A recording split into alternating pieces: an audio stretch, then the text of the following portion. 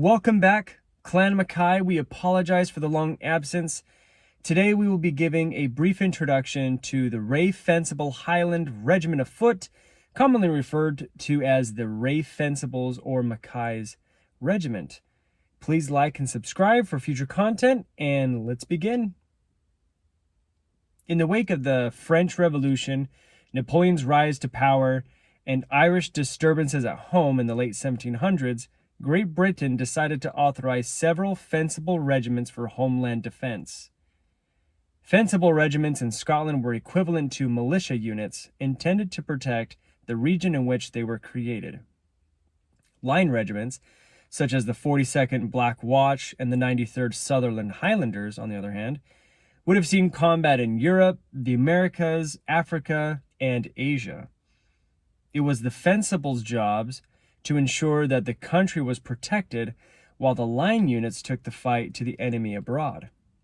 So, in the year 1794, the Reay Fencibles were activated to ensure Great Britain's borders were secure from the threat of Irish disturbances and French invasions. Captain Ian Hamilton Mackay Scobie wrote in 1914 that the Mackay Highlanders of 1794 should be seen as the lineage of the 1626 Mackay Highlanders who fought in the 30 Years' War and gained the nickname of the Scottish Invincibles. The image you see now is a German woodcut of what we can confidently assume were Highlander soldiers from Sir Donald Mackay's regiment in the 1630s. The creator of the image mentioned that these soldiers were a strong and a hardy people. Around 160 years later, when Lieutenant Colonel George Mackay of Big House was raising the Reay Fencibles, he was surprised to see one family that enlisted 7 sons in the service, all of them very large and tall. Surprised to see such physical soldiers, he asked the mother what she had fed them. She responded with saying, "I reared them on butter and cheese, the flesh of the deer, the belly of the salmon, and the hard oat cakes of the kern." And so, the legacy of the Mackay Regiment was once again, after 160 years, an integral part of the British fighting force. The recruiting of the regiment was a great success in and around Mackay country. The regiment was officially commanded by Colonel Mackay Hugh Bailey of Rosehall, a distant kin of the Lord Reay at the time. The lieutenant colonel, as mentioned before, was George Mackay of Big House. The regiment consisted of 46 officers, 32 sergeants, 30 corporals, 22 drummers, fifers, and pipers, and 671 privates, for a total of 801 strong. The uniform of the regiment adopted the Highland tradition of wearing the famed kilt of their people. From your view, the soldier on the far left is what a private would have worn in the regiment. Next, you will see the piper in the background.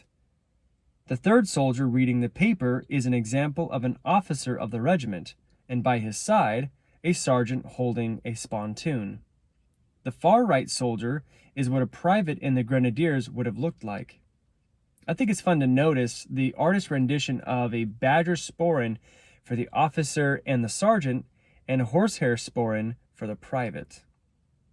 You can also see the buckle strap across their chest in this image. That buckle strap had the symbol of a thistle with the words Reay Fencibles as an arch along the top. The uniform had some changes during the unit's activation, as you can see from these images, but overall it was similar to the original design. I think it is an interesting note here that the pattern of the regiment's kilt is the same as the Mackay Ancient that we all wear today. A good amount of scholarship suggests that Highlander regiments had a big impact on developing identities of, quote, family kilts. It makes sense that a regiment activated as the Lord Reay's regiment would be the inspiration for the clan kilt, which was adopted in 1814, just about 10 years after the regiment was disbanded. Once the regiment had acquired a sufficient number of troops, it marched down from Mackay country and was stationed at Fort George near Inverness for drilling and soldiering. Most of the soldiers in the regiment thought that since they were only a fencible corps, they would remain in Sutherland County, or at most the Scottish border. There was a disconnect between the English-speaking drill instructors and the newly enlisted Gaelic-speaking troops.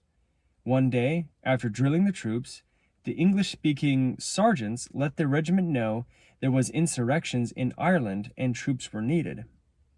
The drill sergeant gave 3 hurrahs for the new mission, and not knowing what they were cheering for, the Gaelic-speaking regiment joined in the hearty cheer. To their surprise, they were headed to Ireland.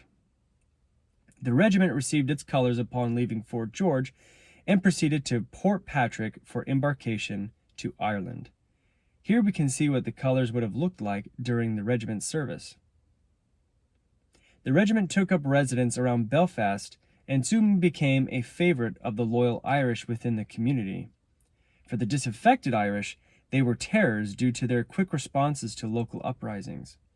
General Stewart of Garth, from his sketches, observed that the Generals Lake and Nugent, the commanders of the Irish sector, placed a firm dependence on the services of the Reay Fencibles. The generals would also draw from Mackay's regiment for their own personal guards. Here you can see an image of General Lake. In May of 1798, Colonel Mackay Bailey, Lieutenant Colonel George Mackay, and Major Honeyman had to return to Scotland for either health reasons or additional duties, and left the command of the regiment to Captain John Scobie of Melness. It was at this time that orders were given for the Reay Fencibles to march to Dublin to support the garrison there from an increased activity of rebels. Captain Scobie and his regiment were attacked along the way by a small Irish raiding party, and they lost a few wagons, but not much wounded. Nearing Navan, about 30 miles away from Dublin, Captain Scobie received intelligence that the Irish rebels had blocked the road to Dublin and were beginning to concentrate their forces atop a hill named Tara. The report mentioned that nearly 4,000 rebels were gathered on Tara Hill. Though his orders were to immediately report to Dublin, Captain Scobie ultimately decided to attack instead of allowing Tara Hill to become more fortified as the days passed. This was a risky decision, since the rebels were reported to have 4,000 soldiers and Captain Scobie had only around 800 in his regiment. Captain Scobie dispatched Lieutenant Rupert Mackay's company, Captain C. Mackay's Grenadier Company, and Captain Blanche's company, as well as their battalion gun, to take the hill. Captain McLean was given command of the forces in the fight. With a contingent of cavalry to keep the flanks protected, and a reserve force to push into the fight if needed, the pipes played their favorite tune, and the attack began. Captain Scobie, a day after the battle, gave an account of the engagement to General Lake. He stated the following: "The division, consisting of 5 companies of His Majesty's Reay Regiment of Fencible Infantry, which I have the honor to command, arrived yesterday morning, according to route.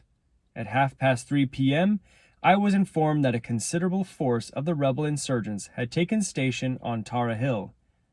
I instantly detached 3 companies of our division with 1 field piece and the corps of yeomanry to the spot under the command of Captain McLean of the Rays, the issue of which has answered my most sanguine expectation. The rebels fled in all directions. 350 were found dead in the field this morning, among whom is their commander in full uniform.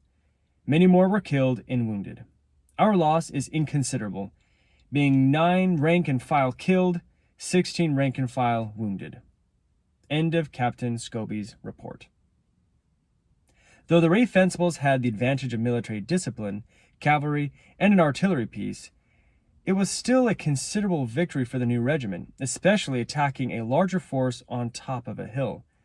The 4,000 rebels were entirely dispersed, and the 1798 uprising had been put to rest in the county of Meath in Ireland.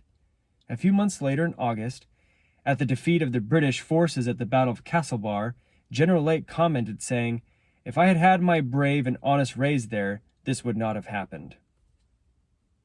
Though the Reay Fencibles never fought against Napoleon on the European continent, or secured the interests of the empire in India, or fought to maintain the empire in the Americas, its legacy was still a crucial part of the Scottish impact on the United Kingdom.